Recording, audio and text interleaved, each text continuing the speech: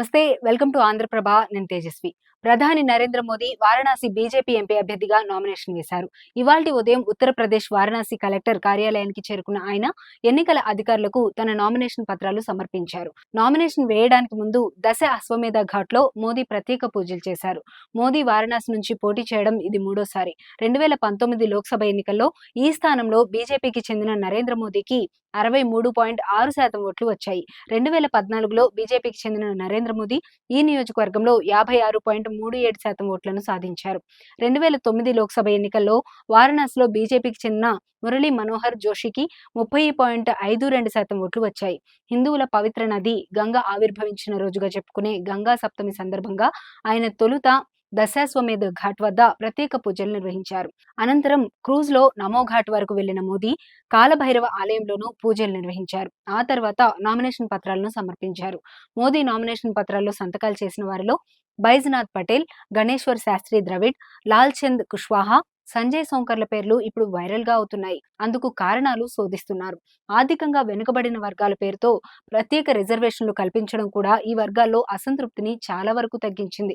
తన సొంత నియోజకవర్గంలో తన పేరును ప్రతిపాదించే వారి జాబితాలో ఓ బ్రాహ్మణ పండితుడు గణేశ్వర్ శాస్త్రి ద్రవిడ్ కి అవకాశం కల్పించడం విస్తృత చర్చకు అవకాశం ఇచ్చింది. మొదటి నుంచి పార్టీ కోసం పనిచేస్తున్న కార్యకర్తలకు తగిన గుర్తింపు, గౌరవం ఇచ్చిన పటేల్ ఓటర్లు 2 లక్షలకు పైగా ఉండటంతో బైజ్నాథ్ పటేల్ కి ఒక అవకాశం ఇచ్చి ఆ వర్గం ఓట్లు తనకి సొంతమయ్యేలా జాగ్రత్తలు తీసుకున్నట్లు అయింది. వెనుకబడిన వర్గాలకు చెందిన కార్యకర్త లాల్ చంద్ కుష్వాహాని పక్కన నిలబెట్టుకోవడం ద్వారా వారికి ఓ సందేశాన్ని పంపుతున్నారు. వారణాసి నియోజకవర్గంలో 1.25 లక్షల మంది దళిత ఓటర్లున్నారు. నియోజకవర్గంలో సమీకరణాలు బేరీజ్ వేసుకున్న తర్వాతనే మోదీ వ్యూహాత్మకంగా సంజయ్ సోంకర్ తన ప్రతిపాదకుల జాబితాలో చేర్చినట్లు అర్థమవుతోంది. ఈ కార్యక్రమానికి హాజరైన వారిలో తెలుగు రాష్ట్రాల నుంచి తెలుగుదేశం పార్టీ అధినేత, మాజీ ముఖ్యమంత్రి నారా చంద్రబాబు నాయుడు, జనసేన అధినేత పవన్ కళ్యాణ్ కూడా ఉన్నారు. ఈ సమావేశంలో చంద్రబాబు పాల్గొంటారు.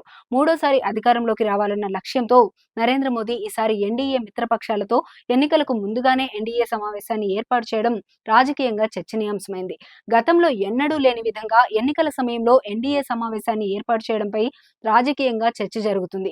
యూపీ సీఎం యోగి ఆదిత్యనాథ్ తో పాటు బీజేపీ పాలిత రాష్ట్రాలు 12 మంది ముఖ్యమంత్రులు, కేంద్ర మంత్రులు అమిత్ షా, రాజ్నాథ్ సింగ్ తదితరులు మోడీ నామినేషన్ కార్యక్రమానికి హాజరు కానున్నారు.